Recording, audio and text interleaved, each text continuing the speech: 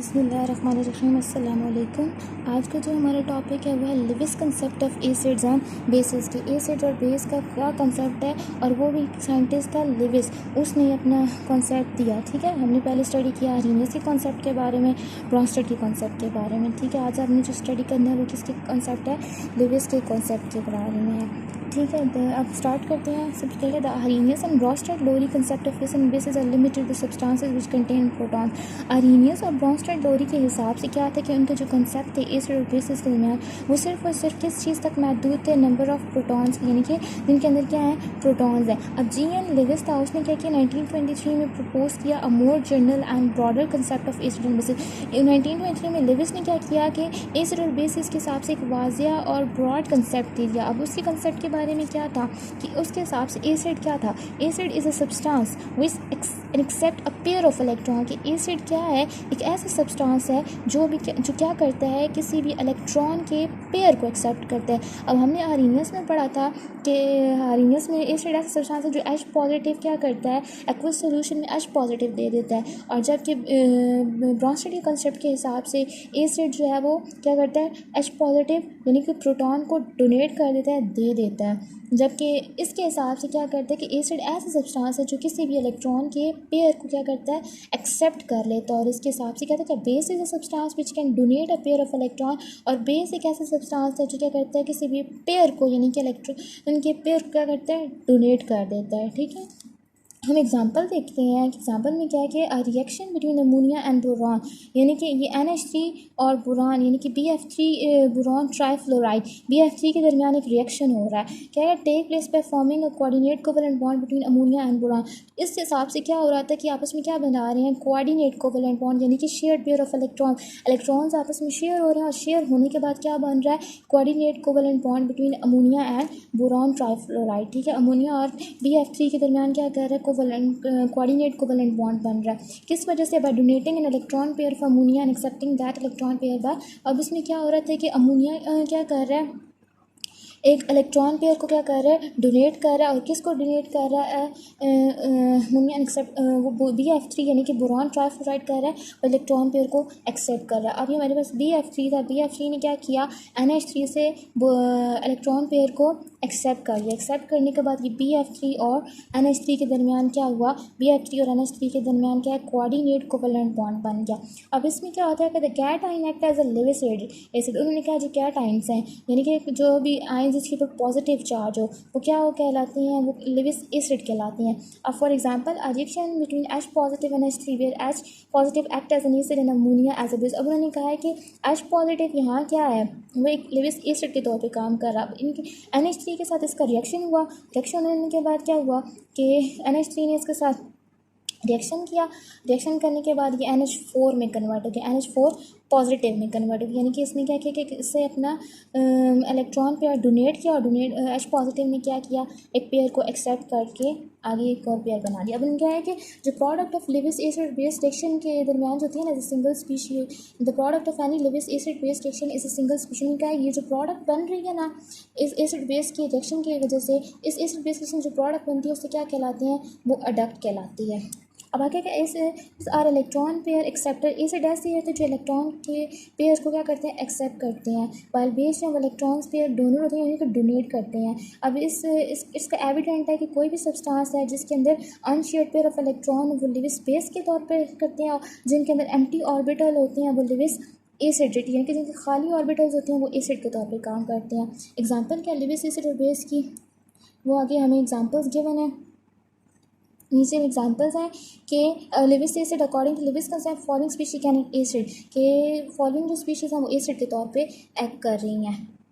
अब Lewis acid की जो एग्जांपल्स हैं, Lewis acid according to Lewis concept. अब लिविस के हिसाब से जो कुछ जो स्पीशीज़ हैं वो एसिड के तौर पे काम कर रही हैं। वो क्या है, molecule in which the central atom has incomplete octet, कि जिनके दरमियान जो सेंट्रल एटम होता है ना, जो सेंटर में प्रेजेंट होता है, उसमें क्या है कि उसका इनकम्प्लीट ऑक्टेट यानी कि जो उसकी आउटर मोस्ट शेल होगी ना, जिसके अंदर इलेक्ट्रॉन्स ने आना है, वो इनकम्प्लीट होगा, यानी कि वो कम्प्लीटली फिल्ड नहीं होगा, यानी कि खाली होगा, यानी कि उसमें अभी गुंजाइश है कि कोई इलेक्ट्रॉन आ सके उसके अंदर। ठीक है, फॉर एग्जाम्पल इन BF3 जैसे BF3 है, AlCl3 NH3 है, FeCl3 है, तो उनके अंदर जो सेंट्रल एटम्स होते हैं ना, उनके अंदर क्या होते हैं 6 इलेक्ट्रॉन्स होते हैं, ठीक है। उनके आउटर मोस्ट शेल में क्या होते हैं 6 इलेक्ट्रॉन होते हैं, जिसकी वजह से क्या होता है they can accept an electron pair. ये क्या करते हैं किसी भी इलेक्ट्रॉन के पेयर को एक्सेप्ट कर सकते हैं।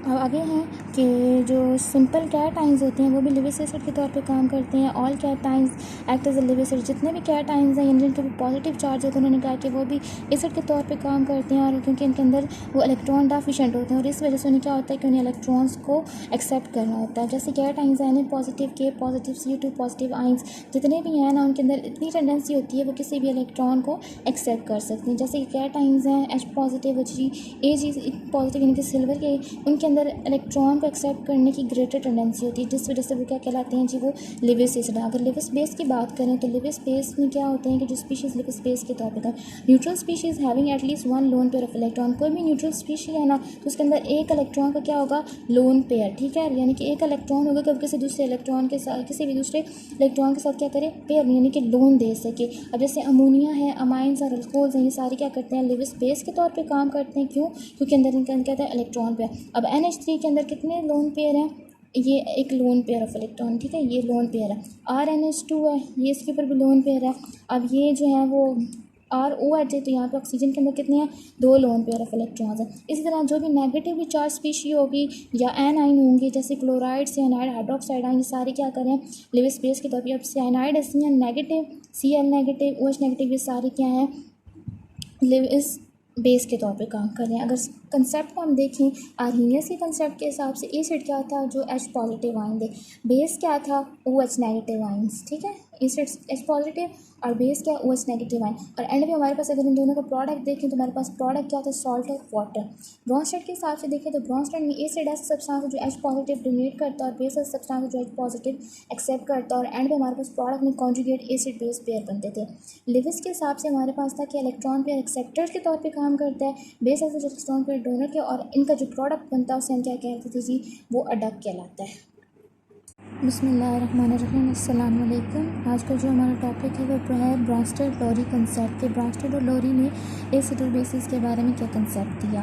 इन 1923 the Danish chemist Bronsted and the English chemist Lowry independently presented their theories of acid and bases on the basis of proton transfer.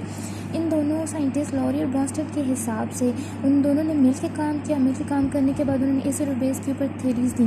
Theories देने के बाद उन्होंने कहा कि एसिड और बेसिस जो हैं वो क्या करते हैं जी प्रोटॉन ट्रांसफ़र करते हैं। क्या करते हैं प्रोटॉन ट्रांसफ़र करते हैं। ये थ्योरीज नहीं कि एसिड और बेस क्या करते हैं आपस में proton transfer to this concept. अब उनके कंसेप्ट के हिसाब से क्या था and acid is a substance, acid is a substance that can donate a proton to other substances. कि एसिड ऐसा सब्सटेंस है जो क्या करता है एक सब्सटेंस से दूसरी सब्सटेंस को प्रोटॉन डोनेट करता है, यानी कि H पॉजिटिव आइन जो है वो डोनेट करता है। और बेस एक ऐसा सब्सटेंस है जो कि एक्सेप्ट करता है किसी भी दूसरे सब्सटेंस से प्रोटॉन को एक्सेप्ट करता है। Acid is substance that can donate a proton to other substance और base is substance that can accept a proton from an other substance। Acid का मतलब है एसिड प्रोटॉन देता है और जो है वो बेस को क्या प्रोटॉन लेता है।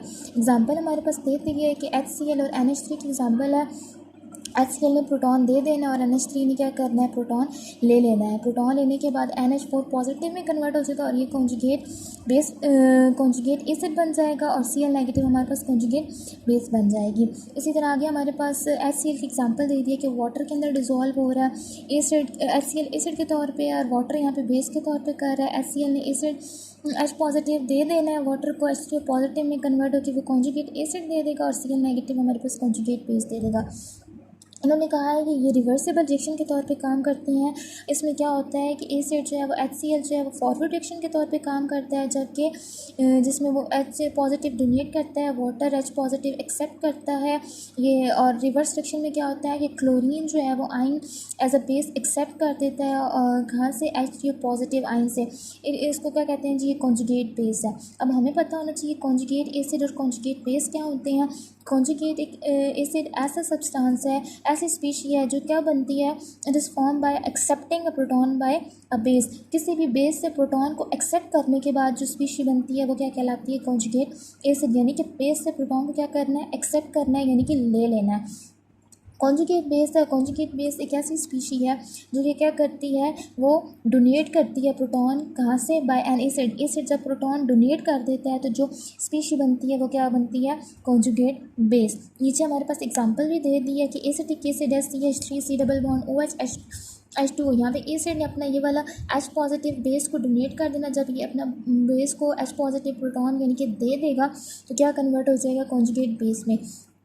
H2O है वो H पॉजिटिव एक्सेप्ट कर लेगा तो किस में कन्वर्ट होगा, कॉन्जुगेट एसिड में। नेक्स्ट हमारे पास एग्जांपल है कि एम्फोटेरिक क्या होते हैं। एम्फोटेरिक ऐसे सब्सटेंसेस होते हैं जो कि एसिड और बेस दोनों के तौर पे काम कर सकती हैं। क्या कर सकते हैं, जो दो एसिड और बेस दोनों के तौर पे काम करें वो सब्सटेंसेस क्या कहलाती हैं, एम्फोटेरिक। और एम्फोटेरिक में हम जो है वो वाटर की एग्जांपल ले सकते हैं। H2O ऐसे एसिड के तौर पे भी काम करता है और एज अ बेस के तौर पे भी काम करता है। It has been observed that there are certain substances that behave as an acid. They do not have an ability to donate a proton. हमें ये भी पता है कि कुछ सब्सटेंसेस ऐसे होते हैं जो कि एसिड के तौर पे बिहेव कर रहे होते हैं, लेकिन क्या करते हैं, उनके अंदर प्रोटॉन को डोनेट करने की एबिलिटी नहीं होती। जैसे कि SO3 का मॉलिक्यूल है, उसकी एग्जांपल है। सिमिलरली कैल्शियम ऑक्साइड है बेस के तौर पे, लेकिन इसकी इतनी एबिलिटी नहीं होती कि प्रोटॉन को एक्सेप्ट कर सकें। This observations prove limitations of Brønsted-lorry concept of. और यही क्या कि लिमिटेशंस थी लॉरी ब्रॉन्स्टेड